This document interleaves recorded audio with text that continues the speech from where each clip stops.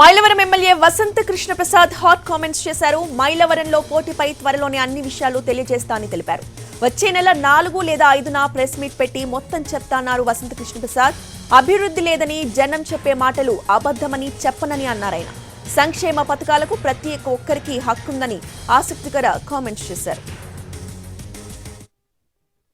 పంచదార చేయదని సంక్షేమ పథకాలు అందరికి పూర్తిగా అందుతున్నాయి. ఇప్పుడు అదంతా కూడా అందరూ బర్త్రైట్ లాగా ఫీల్ అవుతున్నారు. అది వదిలేసి అందరూ డెవలప్మెంట్ మీద అడుగుతా ఉన్నారు.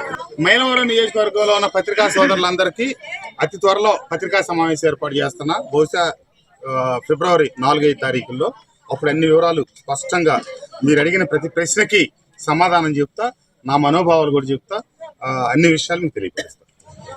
తెలియదు తిరగా పంచదార చేయదని సంక్షేమ పథకాలు అందరికి పూర్తిగా అందుతున్నాయి. ఇప్పుడు అదంతా కూడా అందరూ బర్త్రైట్ లాగా ఫీల్ అవుతున్నారు. అది వదిలేసి అందరూ డెవలప్మెంట్ మీద అడుగుతా ఉన్నారు.